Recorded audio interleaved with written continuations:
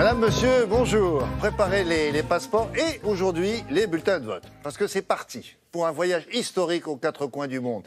Cette semaine, dans une actualité très politique, nous allons faire un saut dans le passé et revenir sur certains votes qui se sont déroulés dans des pays étrangers et qui ont fait basculer l'histoire de ces pays-là. Quels sont les scrutins qui sont gravés dans la mémoire de nos voisins, proches ou lointains d'ailleurs, et quelles ont été les répercussions dans leurs pays respectifs. Bref, quelles sont les dates qui ont marqué d'une pierre blanche ailleurs dans le monde la destinée de ces pays-là. C'est ce que nous verrons avec 4 de nos correspondants. Et en raison du décalage horaire, si vous êtes des fidèles de cette émission, vous le savez, décalage horaire avec certains d'entre eux, toute la séquence qui suit a été enregistrée. Voilà, pour nous éclairer ce matin, voici nos candidats du jour. Amaury Guibert qui nous attend à Berlin, Fanny Lother qui nous donne rendez-vous à Rio de Janeiro, Claude Deschênes que l'on rejoindra au Québec et enfin Franck Genozo, notre correspondant permanent au Proche-Orient. Tout de suite, direction Berlin. Avec Amaury Guibert, et oui, parce qu'on ne pouvait pas consacrer cette émission aux élections historiques sans évoquer un scrutin qui a bouleversé le cours du XXe siècle, c'est le moins qu'on puisse dire. Je veux parler de l'élection parfaitement démocratique qui a conduit en Allemagne Adolf Hitler à la chancellerie. C'est une mise au pouvoir qui ne s'est d'ailleurs pas faite en un jour, hein, Amaury. Bonjour. Bonjour William, bonjour à toutes et à tous. Effectivement, les nazis et Adolf Hitler sont pas arrivés au pouvoir du jour au lendemain. C'est le fruit d'une stratégie à long terme, d'une conquête minutieuse du pouvoir, élection après élection. Et c'est plutôt paradoxal pour un parti, le Parti national-socialiste, qui ne cachait pas sa haine de la démocratie et de la République de Weimar et dont le chef Adolf Hitler avait mené une tentative de putsch, c'était en 1923. Mais de cette expérience ratée, Hitler a tiré un enseignement. Le pouvoir peut se conquérir par les urnes. Le tout, c'est d'avoir une stratégie. Et pour les nazis, la stratégie, elle est très simple, c'est de semer le chaos dans les rues d'Allemagne avec des actions violentes quasi quotidiennes contre leurs opposants et quand les élections arrivent, de se poser en recours en garant de l'ordre et de la stabilité. Oui, cette stratégie, eh bien, ça a permis au parti nazi de devenir le premier parti d'Allemagne en 1932. Le 30 janvier 1933, Hitler est nommé chancelier. C'est le point de non-retour, la mort de la démocratie allemande, symbolisée par un événement qui aura lieu quelques jours plus tard, l'incendie du Reichstag. Regardez notre reportage réalisé avec Brice Boussoir et Michael Avert. C'est dans les ruines encore fumantes du Reichstag, ce matin du 28 février 1933, que la jeune démocratie allemande a rendu son dernier souffle. Les historiens débattent encore aujourd'hui sur l'identité des coupables, mais tous s'accordent sur un point. Cet événement fut un tournant pour les nazis. L'incendie du Reichstag a été un coup de chance pour les nazis, car cela leur a permis de déclarer l'état d'urgence, d'abolir les droits fondamentaux. Mais pour faire tomber la République de Weimar, les nazis et leur chef Adolf Hitler ont surtout utilisé des moyens démocratiques. Au début des années 30, l'Allemagne est un pays exsangue, ruiné par le paiement des réparations de la Première Guerre, dévasté par la crise économique. Les nazis prospèrent sur ce terreau. En 1930, ils sont déjà la deuxième force politique du pays. 2 ans plus tard, Adolf Hitler est candidat à la présidentielle. Il va perdre, mais s'affirmer comme un tribun hors pair, menant une campagne comme jamais vue auparavant. Grâce à son avion personnel, il enchaîne les meetings, utilise la radio, le cinéma pour toucher le plus de monde possible. L'utilisation de ces médias modernes, le fait de faire des discours en public, tout cela a fasciné la population. Pour beaucoup de gens, surtout dans les régions rurales, c'était la première fois qu'ils voyaient ce genre de choses. Mais les nazis n'ont pas qu'une stratégie médiatique. Ils investissent aussi les rues par la violence, harcèlent leurs adversaires, surtout les communistes. Le pays s'enfonce dans le chaos et les élections s'enchaînent. Aux 2 scrutins législatifs de 1932, le parti nazi arrive en tête. Mais le président de la République, le vieux maréchal Hindenburg, hésite à nommer Hitler chancelier jusqu'à ce 30 janvier 1933. Les nazis paradent, les voilà arrivés au pouvoir légalement. Hitler prend la tête d'un gouvernement où les nazis sont pourtant minoritaires, 2 portefeuilles seulement, le reste va aux conservateurs. Les conservateurs étaient convaincus qu'ils pourraient contrôler ces ministres nazis. Oui, certes, Hitler est chancelier, mais il ne va pas s'imposer. C'est tout le contraire qui s'est produit. Hitler et les nazis ont vu dès le début tout le parti qu'ils pouvaient tirer de l'appareil d'État pour imposer leurs idées. Et les digues cèdent les unes après les autres. Hitler obtient d'abord des députés le vote des pleins pouvoirs. Les nazis ont les mains libres, la dictature se met en place, et avec elle la persécution des juifs, de tous les opposants. En quelques semaines seulement, la jeune démocratie allemande est partie en fumée.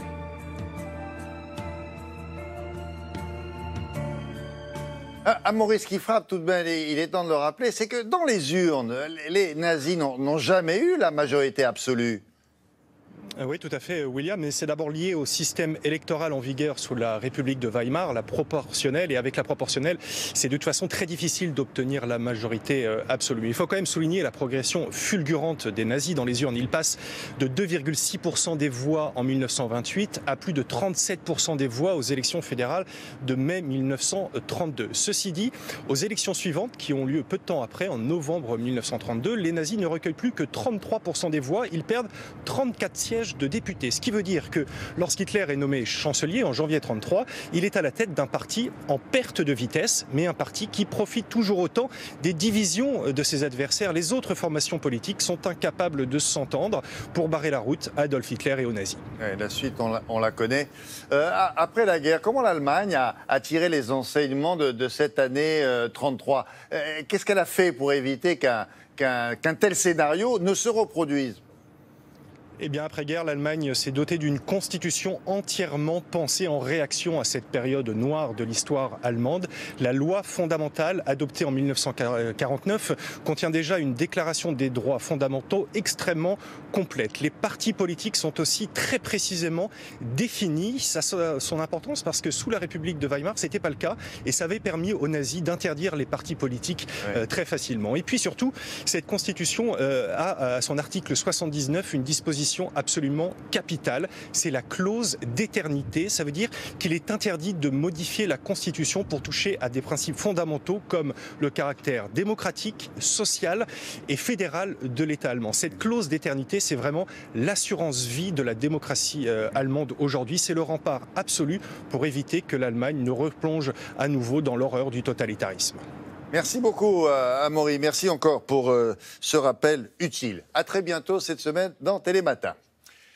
Retour dans un passé plus proche, mais au Brésil cette fois, avec un vote historique qui a complètement modifié le paysage politique du pays. C'était il y a 15 ans, Fanny. Alors, de quoi s'agit-il ? Bonjour. Bonjour William, oui, retour sur 2002 où le monde commémore tristement le premier anniversaire du 11 septembre. L'Europe paie officiellement en euros. Céline Dion nous hurle sous le vent, je viens d'avoir mon bac, et le Brésil élit à sa tête un ancien ouvrier métallurgiste, Luiz Inácio Lula da Silva, 57 ans, qui devient tout d'un coup un espoir, la victoire de tout un peuple, de toute une classe ouvrière et populaire brésilienne. Retour sur ce vote historique avec Nolwenn Hervé et Aude Chevalier-Baumel. San Bernardo, dans le sud de São Paulo, surnommé le triangle des métallos pour ses usines. Le héros de la lutte ouvrière est ici sur tous les murs, dans tous les esprits. Comme le V de la victoire. Elle comme Lula. Ancien compagnon de lutte de Lula, Geovaldo et ses amis se souviennent de son ascension il y a plus de 40 ans dans ces murs désormais rénovés du syndicat des métallurgistes. Là, c'est Lula. Et moi, je suis ici. Et c'est là que les premières grandes assemblées générales ont eu lieu pour changer nos droits. Lula était déjà président du syndicat ? Oui, il était président en 1978.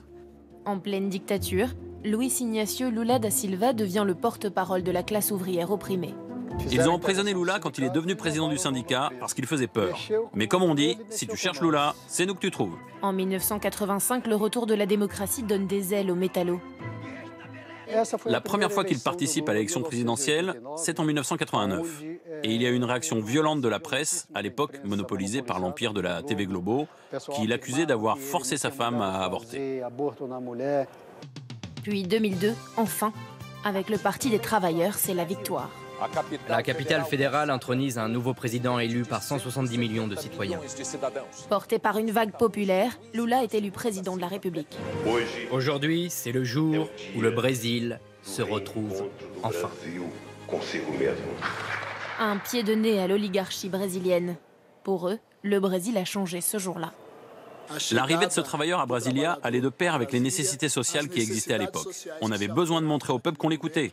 Il a fait pour ça de grandes assemblées, pour enfin créer un dialogue avec cette classe opprimée. Et de là sont nés les grands changements sociaux.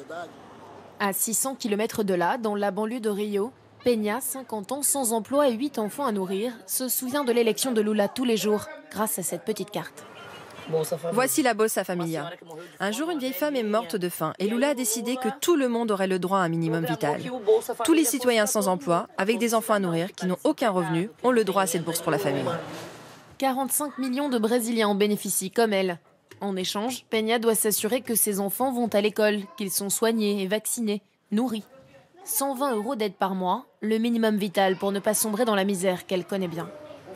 J'achète des haricots, du riz, du sucre, du café, toutes les bases dont j'ai besoin pour vivre grâce à l'argent de la Bolsa Familia. C'est grâce à ça aussi que j'habite ici. Je me sens plus rassurée. Avant, on habitait dans un bidonville dangereux. Son appartement aussi fait partie du programme Ma maison, ma vie, lancé lors du second mandat de Lula. Des logements sociaux dont les Brésiliens à faible revenu peuvent devenir propriétaires. Alors forcément, lorsqu'il a annoncé qu'il se représentait en 2018. Je voterai pour Lula parce que je crois en lui. Tout ce qu'il a fait, c'était pour nous. Pour nous, les gens pauvres. Un demi-dieu pour une majorité de la classe populaire qui balaie d'une main les accusations de détournement de millions dont il fait l'objet depuis quelques mois. Lula restera pour eux l'un des leurs.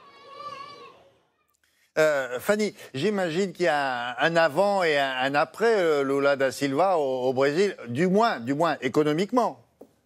Et oui, Lula a permis l'émergence d'une nouvelle classe moyenne brésilienne en mettant en place toute une série de politiques publiques et sociales. Par exemple, en mettant en place des quotas pour aider les classes les plus pauvres, les Noirs, les Indiens à accéder à l'université, mais aussi à développer l'aide et l'accès au crédit. Et ça a permis à toute une classe moyenne de pouvoir s'acheter des biens qui jusque-là étaient inaccessibles. Alors, revers de la médaille aujourd'hui, eh bien, le Brésil traverse depuis quelques années une grave crise économique et cette bulle de crédit a explosé, fragilisant les revenus les plus faibles. Pour les classes les plus aisées, eh bien, Lula est accusé d'avoir créé plus d'espoir que de réelles avancées et du coup d'avoir développé encore plus de pauvreté. Oui, mais alors aujourd'hui, est-ce que le mythe Lula est toujours d'actualité ou est-ce que sa cote en a pris un coup avec les récents scandales de corruption ? À 71 ans, l'ancien président Lula doit être un brin nostalgique de son ancienne position puisqu'il est de nouveau candidat à l'élection présidentielle de 2018 et il est aujourd'hui en tête des sondages avec plus de 30% d'intention de vote. Malgré de nombreuses casseroles judiciaires qu'il traîne derrière lui, il serait impliqué dans plusieurs scandales de corruption. Il est accusé d'avoir accepté de nombreux pots de vin mais aussi des biens immobiliers en échange de contrats avantageux avec certaines sociétés brésiliennes. Un scandale de corruption qui touche, il faut le dire, de nombreux politiciens à Brasilia. Lula a été entendu par la justice brésilienne le mois dernier, mais l'affaire est loin d'être classée. Merci beaucoup, Fanny. À très bientôt. Petite pause chez nous à présent avec notre spécialiste du web. Vous allez voir avec Julia que les votes en ligne, tous genres confondus, et pas seulement politiques, sont de plus en plus répandus. Alors, est-ce que c'est ça la démocratie 2.0, comme on dit chez vous ? C'est tout à fait ça. On peut dire que le web, c'est une plateforme participative 2.0 à taille monstrueuse, à la taille d'Internet.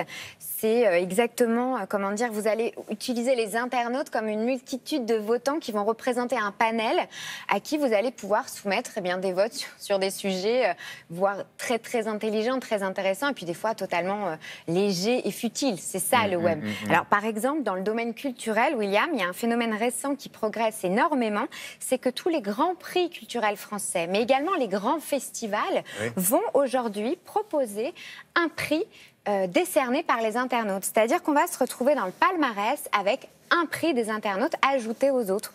On va leur demander quelques semaines avant le début du festival, ils vont être soumis à un vote, on va leur demander leur avis et ce prix sera décerné au même titre que les autres prix décernés par un jury officiel. Donc ça, c'est un phénomène courant culturel très important. Oui, mais à condition que les internautes aient vu les films, s'il s'agit de ça, ou aient vu les pièces de théâtre.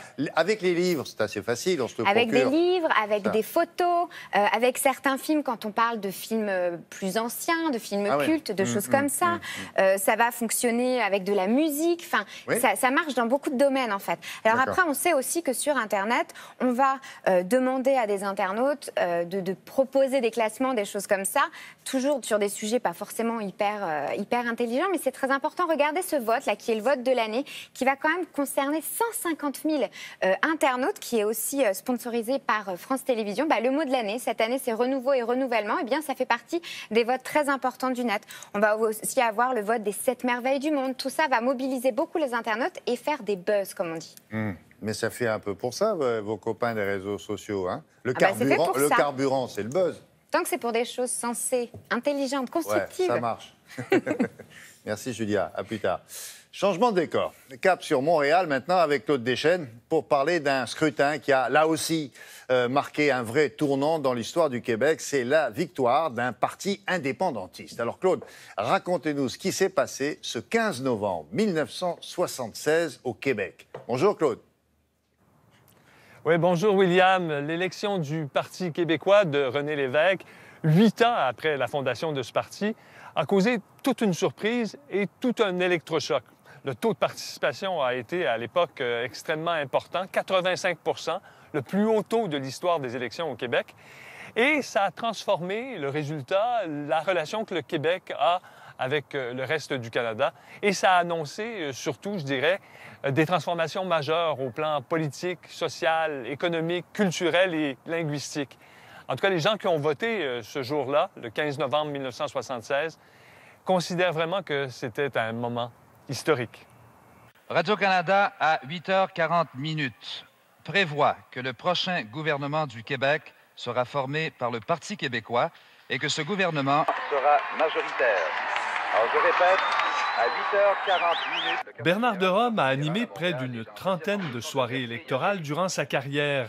Il se souvient très bien du 15 novembre 1976. Le fait d'annoncer l'élection d'un gouvernement qui qui défend la souveraineté du Québec, l'indépendance du Québec, c'est pas commun, surtout dans le contexte, d'autant que le premier ministre fédéral à l'époque, M. Trudeau, le père de Justin, avait dit « Bon, ce parti-là qui est appelé à disparaître dans quelques temps. » Personne ne pensait que ce parti, ce jeune parti, pourrait éventuellement prendre le pouvoir. Je veux dire, c'est un coup de tonnerre absolument incroyable. Pourrait ça finir, Gérald Godin? Ces images sont tirées du documentaire 15-9. 40 ans plus tard, le réalisateur Hugues Mignot n'en revient toujours pas du flair qu'il a eu de tourner ce film avec plusieurs de ses amis. Moi, j'ai acquis la certitude que le Parti québécois n'était pas rentré. Alors on s'est dit, il faut absolument tourner cet événement-là, parce que ça va être un événement extraordinaire et puis ça reste, pour la postérité, un document très important.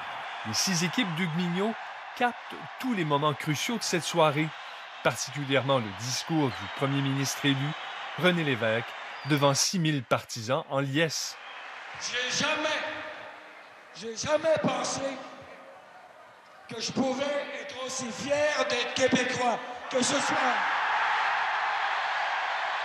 Nous avons été là, au bon endroit, au bon moment. Vous le savez que c'est ça le moment historique.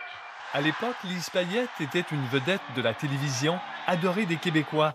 Elle n'a jamais regretté son saut en politique. C'était tellement extraordinaire, la fierté de ce peuple devant nous. Moi, je l'ai reçu comme une confiance. C'est-à-dire, les gens, ce soir-là, qui étaient présents, nous ont dit « On a confiance en vous. Allez-y maintenant. » Et c'est ce qu'on a fait. Et pour nous, du Parti québécois, ce n'est pas la ligne d'arrivée, c'est la ligne de départ. L'équipe de députés qui a été élue lors de ce scrutin et ce qu'elle a accompli durant son premier mandat a certainement contribué à faire du 15 novembre 1976 une date charnière. Je dirais qu'intellectuellement, c'est peut-être le cabinet le plus fort que le Québec ait connu. Et là, on remonte à 1976. Les gens qui avaient étudié à New York, à Paris, au London School, à Harvard, un peu partout, je veux dire, très décidés. Pour Lise Payette, l'inspiration de cette équipe, c'est nul autre que René Lévesque, grâce à un style jamais égalé. Le besoin profond de comprendre le peuple qu'il sert et ne jamais se servir du peuple pour lui. Important. En tout cas, avec ces mots, René Lévesque s'est arrangé pour que le souvenir du 15 novembre 1976 en soit un dont les Québécois seraient fiers pour toujours. On n'est pas un petit peuple, on est peut-être quelque chose comme un grand peuple. On est un grand peuple. Merci beaucoup, Claude. À bientôt, parce qu'on va se revoir, parce que nous allons fêter dans Télématin les 375 ans de la ville de Montréal, et nous diffuserons cette émission qui est en train d'être tournée sur place le 30 juin. Voilà, retour dans l'Hexagone maintenant avec l'historien maison. J'ai nommé Frédéric Gersal. Alors, s'il y avait un vote mémorable à retenir en France, et Dieu sait s'il y en a, je suppose, d'après vous, ça serait lequel? Alors, il y en a plusieurs ou il y en a un qui a retenu votre attention? Et si oui, pourquoi? Alors, un plus particulièrement, William, bonjour, tout simplement. Eh bien, bonjour. Bonjour, le 28 octobre 1962, parce que depuis ce vote, eh bien, nous votons tous, si je puis dire. Ça a entraîné un nombre de votes incroyable. C'est un référendum qui est destiné à offrir le suffrage universel pour l'élection présidentielle. Non, comment on en est arrivé là, ce référendum? C'est grâce au général de Gaulle, en fait. Oui. Hein. C'est lui, c'est une volonté sûre et affirmée. En 1962, il en parle déjà quelques semaines, quelques mois avant. N'oublions pas qu'il y a eu l'attentat aussi du petit Clamart, et il voudrait avoir pour ses successeurs quelque chose de stable, quelque chose de fixe. Et il le dit d'ailleurs, il dit attention, si vous ne votez pas pour, je me retire. Il fait le coup à chaque fois, je ne sais pas si vous avez remarqué. Oui, parce que, oui, mais un jour il l'a fait. Hein. Un jour il l'a fait, puis il est parti. Parce que là, il a eu 62% de oui en faveur de l'élection présidentielle au suffrage universel par les hommes et les femmes. Après, on pourrait appeler ça quoi? Un coup d'État? Non. Oh, alors non. Alors ce qu'il faut, c'est qu'il faut se souvenir que tout ça avait commencé bien avant. Si vous voulez, au 19e siècle déjà, il y avait eu un président qui avait demandé à être élu en 1848 au suffrage universel. On venait de voir disparaître Louis-Philippe Ier qui avait abdiqué. Du coup, une nouvelle constitution, une nouvelle élection. Et là, on offre, figurez-vous, le suffrage universel. Attention, écoutez bien. Suffrage universel offert aux Français de sexe masculin âgés de 21 ans. Comment peut-on dire que le suffrage soit universel alors qu'il est destiné... En oubliant la moitié de la population. Oui. D'accord. Et mais surtout... ça, on appelle ça un coup d'État ou... Alors, du coup, ce qu'il y a, c'est qu'à cette élection-là, Louis-Napoléon Bonaparte est élu. Et 3 ans après, il fait un coup d'État, il devient empereur. Voilà. Donc ça, du coup, ça refroidit tout le monde. Tout le monde se dit, plus du tout de suffrage universel en France. C'est trop dangereux. C'est pour ça qu'on en a plus revu pendant longtemps. 3e République, 4e République, vous avez raison, ils de la 5e. Ils ont été échaudés alors? Ben oui, exactement. Bon, donc il a fallu attendre la 2e élection du général de Gaulle. Et à quel moment arrive le référendum là? Eh ben alors là, c'est en 1962 où il veut montrer à ses successeurs qu'il leur faut une légitimité. Vous savez, de Gaulle, il estimait avoir la légitimité historique. Donc il fallait une autre légitimité pour ses successeurs, que seront Pompidou, qu'on ne connaît pas encore. Mais du coup, il propose une légitimité par le vote.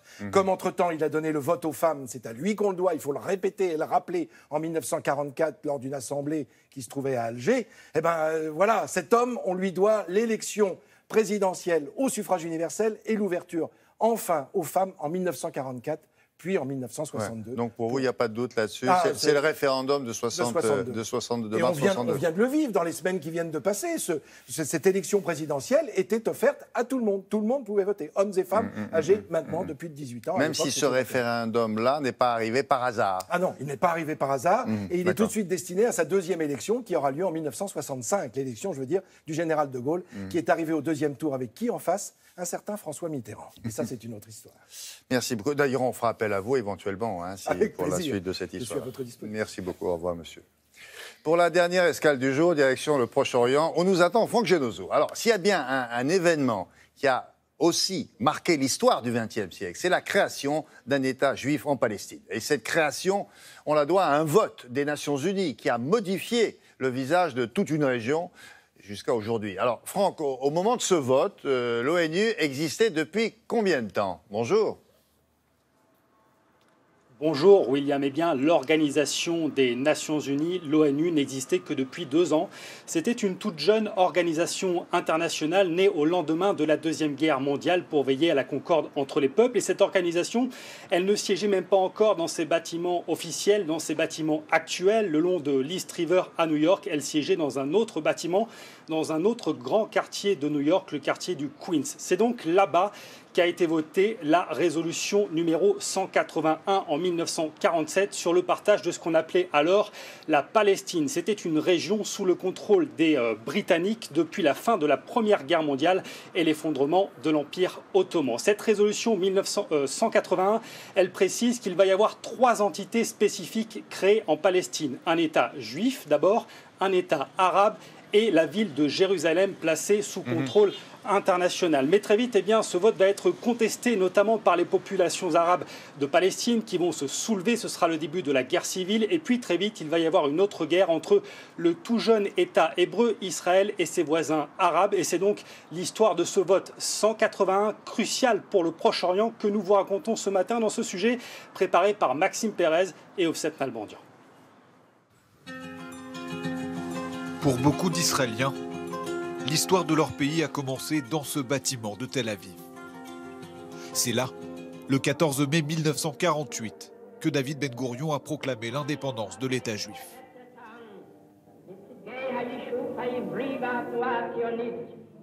Ben Gourion ne s'adresse pas uniquement aux 600 000 juifs qui vivaient ici à l'époque. Il s'adresse aux 11 millions de juifs à travers le monde.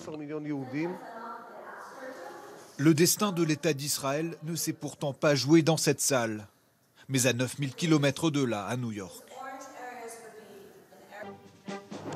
Le 29 novembre 1947, l'Assemblée générale de l'ONU approuve la résolution 181 qui divise la Palestine.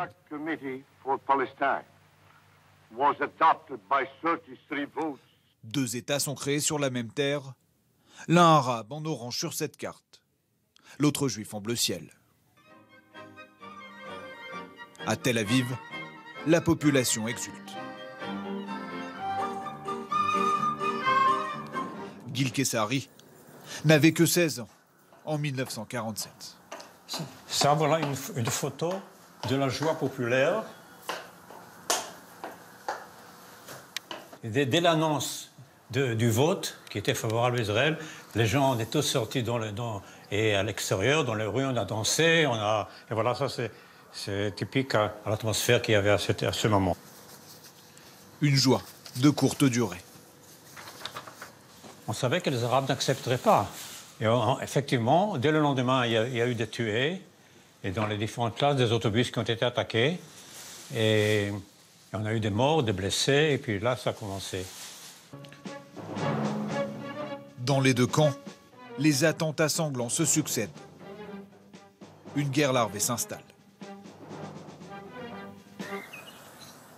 Dans cette maison de Jérusalem-Est où il a grandi, Saïd Husseini se souvient de la colère qui a gagné la population arabe après le vote de l'ONU, y compris chez les plus jeunes.